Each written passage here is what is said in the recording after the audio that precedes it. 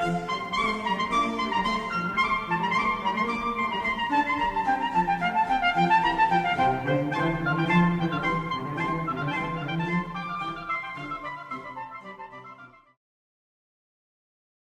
mentioned in your book that perhaps the best example of the relevance of human capital is the rebuilding of Japan and Germany after the war, right? Yes. Your point being that there they were defeated countries with no capital, with no credit. No physical capital. No physical capital, and no credit. Yes. And here they are.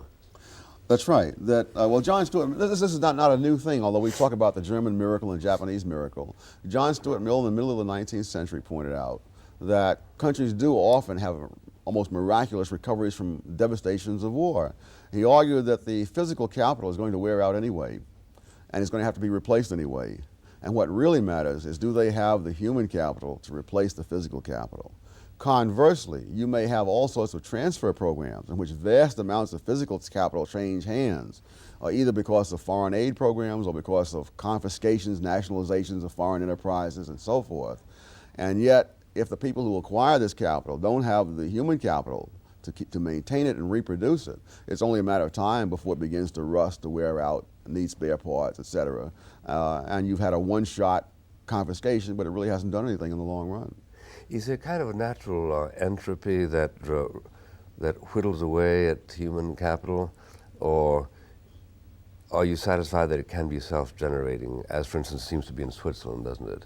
Yes, there is a tendency of this human capital to sort of be like water seeking its own level. Mm-hmm. That is, in a country where there's a great deal of a certain kind of skill, that skill will not be as productive as in some other country where it's scarce. And so you, for example, find the British developing the steel industry and the railroads, and then they'll move to Germany to build steel industries and railroads in Germany, and even to man them in the early stage, because there were no qualified Germans, if you can use those kinds of terms these days.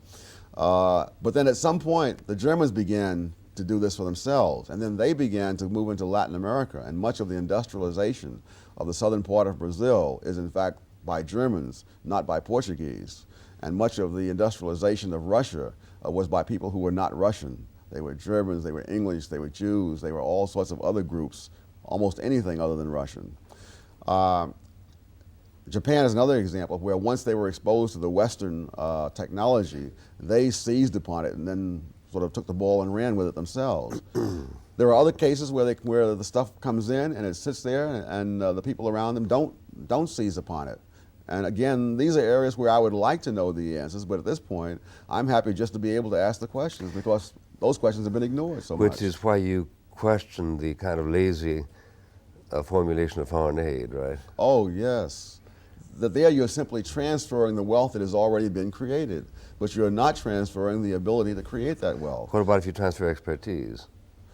Oh, that's easier said than done as well. But I think that the expertise, if there is a fertile soil for it, of course that can happen.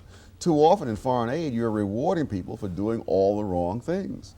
That is, you're willing to lavish foreign aid on Tanzania because they have bungled so many things and people are on the edge of starvation. You are not willing to send foreign aid to the Ivory Coast because they've done things that worked out.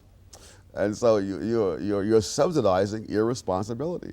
But I've discovered the very same thing a decade ago in looking at programs for minority students in the United States. It's a certain mindset that you see in every area, that you want to give help to those who need it most.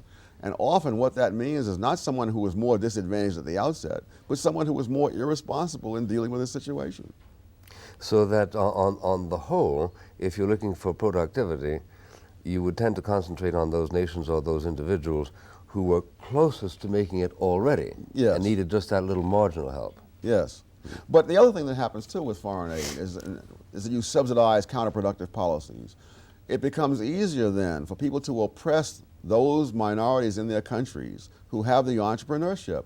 And even in very poor countries, there are often groups who do have this entrepreneurship, either part of the majority of the society, or particular groups like the Chinese, the East Indians in East Africa, the Igbos in Nigeria, the Lebanese in a number of countries. And what the political leaders can do is repress and in some cases engage in mass expulsions of those people who have all the skills that are needed in the country. And then foreign aid will come in and rescue them from the consequences of having done that. As in Uganda, for instance. Yes, Yeah, yes. yeah. So what would have been sensible there would presumably have been to have backed a government that would welcome back those Indians. Oh, yes. The boat people are a classic example that most of the boat people were Chinese. And the reason they couldn't find a home was precisely because they were Chinese and were so hated. You see, I mentioned earlier that the skills tend to flow to where they're scarce. But what that means is that there'll be a greater differential between the majority of the people and those who have these scarce skills. And therefore, those people who are most needed will be most hated. Most hated. Yes. Yeah. Yeah.